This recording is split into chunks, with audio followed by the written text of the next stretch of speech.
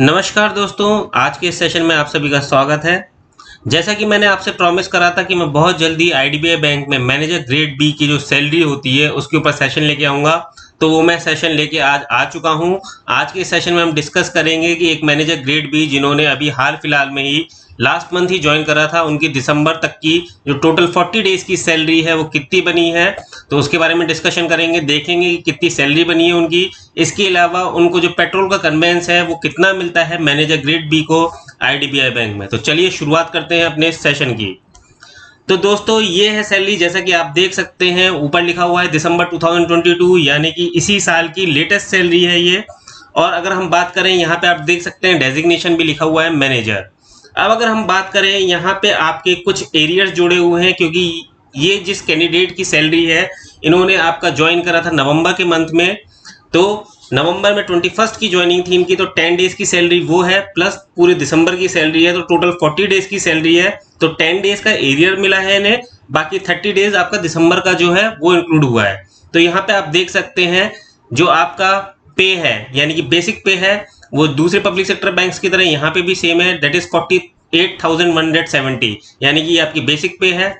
अगर आप उसी पे देखें डीए, तो डीए आपका उस पे बन जाता है, जो कि इस टाइम पे करंटली डीए चल रहा है बैंकिंग में, वो बन गया आपका टोटल अमाउंट 22,055, या आप कह सकते हैं 22,056 रुपीज।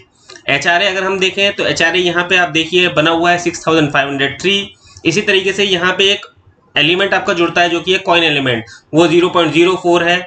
तो इट डजेंट मैटर, क्योंकि वो बहुत ज़्यादा कोई फर्क नहीं पड़ता, वो पैसे में है। और अगर हम बात करें एनपीएस बेसिक बैंक, ये आपका बना है 6,744। एनपीएस डीए बैंक का वो बना है 2625। इसके अलावा स्पेशल अलाउंस जो है वो आपका मिलता है 7,900, और सीसीए जो ऑफिसर्स के लिए है वो आपका है 1,400। यहाँ पे मैं आपको बताना चाहूँगा कि ये जो कैंडिडेट है इनकी पोस्टिंग हेडक्वार्टर में है, यानी कि मुंबई में है आईडीबीआई बैंक में, तो उनकी सैलरी है। इसके अलावा यहाँ पे आपका लर्निंग अलाउंस जो है वो है 600। तो यहाँ पे अगर हम बात करें सीसीए ऑफिसर्स अलाउंस की जो 1,400 है, ये आपकी लोकेशन ऑफ पोस्टिंग के हिसाब से वेरी करेगा। 1,400 भी हो सकता है, उससे कम भी हो सकता है, ये क्योंकि मुंबई में पोस्टिंग है हेडक्वार्टर में, इसलिए ये मैक्सिमम साइड पर है। अब यहाँ पे देख लीजिए जो लिखा हुआ है ARR नवंबर 22 करके, यानी कि ये इनकी आपका जो एरियर्स है 10 दिन का जो एरियर्स बनता है उसके हिसाब से है। तो यहाँ पे आप देख सकते हैं कि टोटल पे जो इनकी बन रही है वो बन रही है 40 डेज की 1,27,998, यानी कि अगर हम बोल रहे हैं तो ये एक तरीके से 1,28,000 हम सीधे बोल सकते हैं मोटा मोटी। अब हम देखते हैं कि डिडक्शंस क्या क्या होते हैं। तो देखिए यहाँ पे डिडक्शंस है। डिडक्शंस में आप देख सकते हैं कि आपके एनपीएस बेसिक पे वो आपका कटा 6,744, एनपीएस डीए बैंक वो कटा 2,625, एनपीएस बेसिक जो है वो कटा आपका, जो कि आपका सीधे सीधे अगर हम बोले तो 10% होता है बेसिक का। तो जब बेसिक आपकी 48,170 है तो उसी का आपका 10% हो गया 4,817। एनपीएस डीए जो है वो आपका कटेगा 1,875। यहाँ पे आप देखेंगे लाउंज लिखा हुआ है जिसके कि 675 रुपीज है। क्या होता है, जो भी लोग आईडीबीआई बैंक के हेडक्वार्टर में पोस्टेड होते हैं उनको ब्रेकफास्ट, लंच और शाम का स्नैक्स, इन तीनों को खाने को मिलता है बैंक की तरफ से ही। तो उसी का ये लाउंज एक्सेस जो होता है उसी के चार्ज काटे जाते हैं, जो कि आपके बहुत ही ज़्यादा नॉमिनल है। और जो खाना होता है वो बहुत ही अच्छा प्रोवाइड कराया जाता है बैंक में।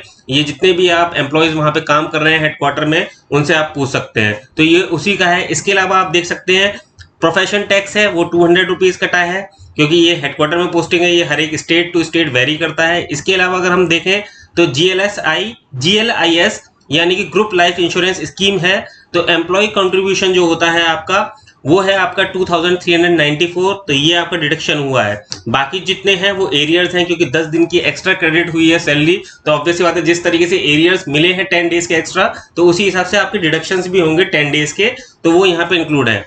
तो यहाँ पे आप देख सकते हैं कि इनकी टोटल आपकी जो पे बनी थी 40 डेज की वो बनी 1,27,998, और डिडक्शंस अगर हम देखें तो टोटल हुए 24,684।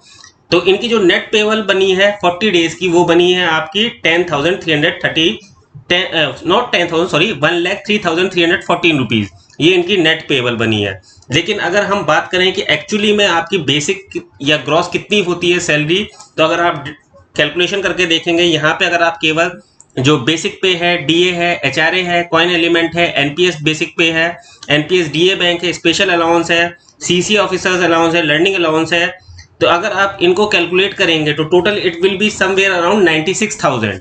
उसी तरीके से अगर आप डिडक्शंस की बात करें, डिडक्शंस को अगर आप कैलकुलेट करेंगे, जो कि आपकी एनपीएस बेसिक बैंक है, एनपीएस डीए बैंक है, एनपीएस बेसिक है, एनपीएस डीए है, लाउंज है, प्रोफेशन टैक्स है, जीएलआईएस एम्प्लॉयर कंट्रीब्यूशन है, तो वो अगर आप देखेंगे टोटल तो it will be somewhere around 19,330।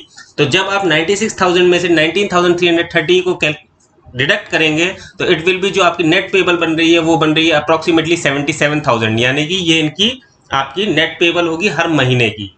तो यहाँ पे हमने देख लिया कि आपके टोटल ग्रॉस पे कितनी बनी 40 डेज की, और आपकी जो नेट पेबल है वो कितनी बनी इस पर्टिकुलर एम्प्लॉय की। इसके अलावा एक और चीज है जो कि आपके आईडीबीआई बैंक में मिलती है, जो आपको दूसरे पब्लिक सेक्टर बैंक्स में कंपैरेटिवली कम मिलेगी, जो कि होता है कन्वेंस अलाउंस।